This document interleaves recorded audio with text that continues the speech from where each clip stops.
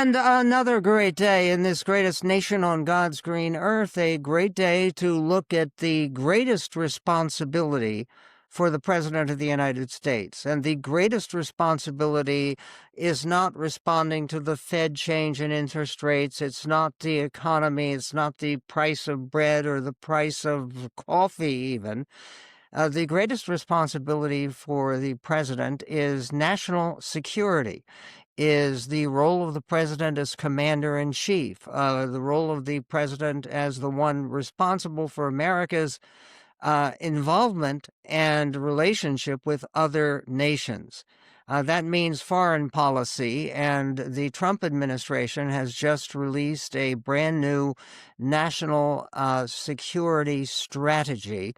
It's 30 pages, and it indicates some changes in the way that we are going to be, as a nation, responding to the rest of the world.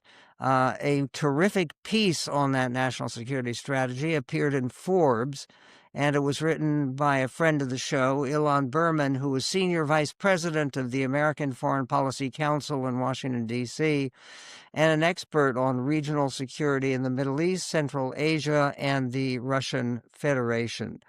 Ilan, let's begin with what is new about this new NSS, National Security Strategy, released by President Trump. What is different from previous documents like this that have been released by, say, President Obama or President Biden, or for that matter, President George W. Bush? Right. And I think, frankly, you have to go all the way back to President George W. Bush to see a document that's really so fundamentally different, views the world so fundamentally differently as the second Trump term national security strategy does. And again, looks very different from the first Trump term national security strategy in a whole bunch of different ways. Probably the most dramatic, and it's sort of playing out in real time as we're recording this, is the question of American engagement with Latin America. Back in 2013, then Secretary of State John Kerry gave this speech before the Organization of the American States in which he said, the era of the Monroe Doctrine is over. And ever since then, the U.S. has had a pretty de minimis approach to the Western Hemisphere generally. And, we haven't really gone down into Central and South America and contested authoritarian regimes there. We haven't contested external actors there. And to me, the most striking part of the national security strategy is it articulates what the document itself calls a Trump corollary to the Monroe Doctrine, basically saying we're back in business, we're going to expand our partnerships in the region, and we're going to enhance and enlist our existing partners to deal with migration, to deal with regional security, to make sure that external actors don't position assets in our hemisphere that can hurt the U.S. homeland. That's playing out in real time in the context of Venezuela. And the big takeaway for me in both reading the national security strategy and watching what's happening in Latin America is this is not a one-off event. What's happening in Latin America, if the administration actually follows its own strategic guidance, that's potentially the start of a cascading series of engagements and potentially confrontations in Latin America. Okay, first of all, obviously, if you're seizing a nation's oil tanker, they're not suspecting, are they, that this tanker is carrying drugs? This has to do with a great deal more than just damaging the drug network and damaging any drug cartels, doesn't it? No, I listen, I think so. And it's so interesting and frankly paradoxical to me because if you remember back in the first Trump term, the question of regime change in Venezuela, because that's what we were really talking about, the collapse of the Maduro regime, was something that had been mooted by then National Security Advisor John Bolton. And it was something that the president really backed away from. And we're right back into this conversation where the administration is trying to apply this broad-based pressure to Caracas to try to effectuate some sort of political change. And it's very clear that the political change that the president has in mind involves a change of regime. And is there any way to achieve that change of regime through normal democratic means, or is that going to have to involve a war? I think really that's the ultimate question. That's the $64,000 question. I'm not sure that I can answer that for a very simple reason.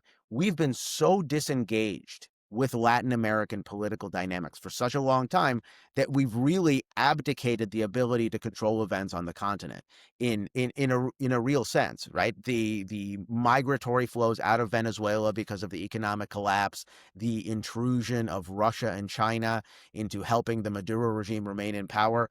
This complicates things dramatically. So the answer to your question theoretically is yes, but I'm not at all certain that we're positioned to be able to use non-kinetic means at this point. Well, you comment in your piece in Forbes, and it's been a common comment about this new national security strategy document, is that at the same time it talks about a greater U.S. involvement and entanglement with South American and Latin American Western Hemisphere and conflicts. It seems to involve a pullback that some people have described as neo-isolationist for our involvement in Europe. Do you think that's accurate? So I think that's accurate. I would add a little bit of granularity to this. The administration has, I mean, and we've seen this very clearly, since it's taken office, the president, the vice president especially, have been very Eurosceptical. They've been very skeptical about the convening power of old Europe, the ability of Europe to really sort of police itself and to contribute to the common defense.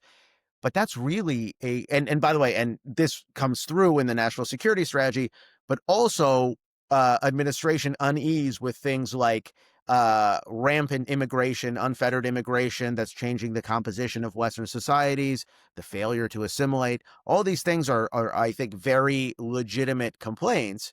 But what it naturally does is it skews the administration, not necessarily against Europe as a whole, but it moves the focus eastward on the continent.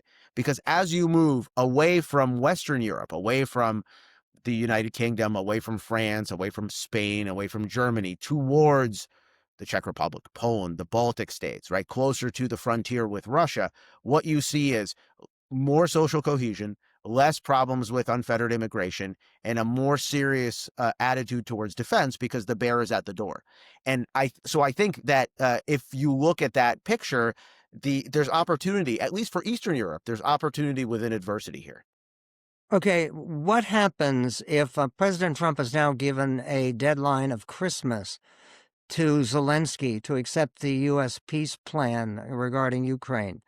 Do you, first of all, you think it's likely for Zelensky to give in? So I think it's very hard for Zelensky to give in. I think Zelensky can give a lot. He's talked about the fact that he's willing to entertain the idea of going to near-term elections if America guarantees his government's security and the country's security. But beyond that, I think we have another problem, which is that this strategy, this frame, is all about transactionalism. It's all about how to benefit. And the expectation is the White House will benefit, but the partners will benefit as well. But in countries like Russia, countries like China, countries like Iran, ideology matters, and it matters a lot. And I think the administration is going to have real difficulty trying to get those guys to give up their ideology. By the way, just on a off subject, but very related question. You worked with the Department of Defense. Do you think it's a good idea to change the name of that governmental department to the Department of No, War? no, no. I knew you were going there. So I'm sort of agnostic about this because the name Department of Defense is only like, what, 72, 73 years old. Before that, it was called the Department of War. I think there is a sense of clarification in terms of mission because foreign diplomats may not take seriously when the Secretary of Defense comes calling, but they certainly take seriously when the Secretary of War comes calling. So I'm convincible, shall we say. Okay. In terms of this Secretary of War, Pete Hegseth, he has not had much to say about the Middle East. And right now we are still implementing the ceasefire agreement, which has had, one can say, mixed success. What does the national security strategy indicate about where we go from here? Well, it's interesting because it's very clear, as I was reading it, it's very clear to me that the White House is eager to bank the gains that it's made in the Middle East so far and to turn the page, to sort of just change the conversation to something else. So the document itself talks about how after the 12-day war in June with Iran, Iran is on the back foot, how we're about to kick off phase 2 of the Gaza peace plan. And the region is going to become inexorably going to become, a zone of economic interest, not necessarily of security concern. And that's a very nice sentiment, but I'm not sure we're quite there yet. I think it's a little bit premature. The document doesn't talk about the fact that Iran is reconstituting its strategic programs. It doesn't talk about the fact that Hamas is reconstituting its capabilities, and nobody seems prepared to really sideline and disarm Hamas in the way that's necessary for phase 2 to kick off. And we certainly are not talking about instability in Syria, where, you could very soon have a war between Israel and Syria, or potentially a domestic jihadist turn. So I think that cake isn't fully baked yet. I think there's lots of problems in the Middle East. I think the administration would like to accentuate the positive, but chances are they're going to get dragged right back into this cauldron. And what about some of the criticism of the NSS, of the National Security Strategy released by the Trump administration? This second Trump administration has been on the fact that nowhere is the cause of human rights mentioned. Is there a criticism about some of the world's most dangerous autocracies like Russia and China? Do you believe that's a lack in the NSS right now? I think that's a lack. I think we can certainly have an argument about, where it should rank in terms of U.S. national priorities. But the thing that's a bit unsettling to me as I was reading the national security strategy was this is very much a throwback to balance of power politics. When the NSS talks about Asia, for example, it talks about alliance building, but in there's really not a conversation about multi-domain great power competition with China, the way they used to talk about it in the first Trump term. There's very much a sense that the administration, when push came to shove, would be willing to accept a Chinese sphere of influence. And, that naturally knocks down the question of human rights, several pegs if it doesn't take it off the page altogether. The other thing to me that really is glaring in its absence is the chapeau of the document, the mission statement, the vision statement of the document before it talks about all the regions. It mentions the importance of American soft power several times.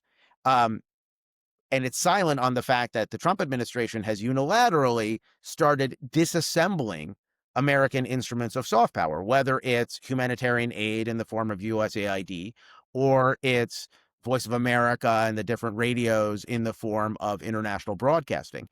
That's a really hard thing to square, because if America's voice, if America's influence is reduced on the world stage, it's very hard to make the case that American soft power is as compelling and as persuasive as ever. Okay, and in terms of this soft power that the United States puts forward, can that coexist comfortably with the America First sloganeering that has been part of the Biden and Vance administration, the Biden and Vance, the Trump and The Vance Trump advancement. administration? So I would actually argue that it can, because it's a question of what we want to say to the world. I think at a very minimalist level, America has a vested national security interest in explaining itself and clarifying misconceptions about itself to the world. Because right now, the global South, right, writ large, as we call Latin America and Africa, is awash with Russian and Chinese and Iranian propaganda, painting America as the root of all evil, painting American fecklessness as a detriment, selling themselves as the alternative to the United States. At the very least, if nothing else, we should be in the business of setting the story straight about what America can do for these countries and why partnership with us is a good bet. And we're simply not doing that at the moment. There's more. If it was left up to me, there was more that we should be doing, but at a bare minimum, we should be doing that. What about the wide perception that America needs to invest more money in the instruments of defense and of international power, and that we are in real danger of, particularly with China's expansion of its naval resources? Is that something that is also missing from this report? So I think it is, but it's not just a question of more money. I mean, certainly that, but it's also a question of how we spent that money. One of the real dirty little secrets is that America is not postured for rapid defense industrial production. We've gone from 50 odd defense contractors now down to 5 defense contractors that are contracting primes. That is approaching monopoly levels. And it's created a situation where it's actually really hard for us to produce very quickly the type of defense equipment that we need. And it's going to force us to make hard choices about which of our allies to defend and how quickly to defend them. We will find out more about that. You can find out more about the whole situation by going to MichaelMedved.com.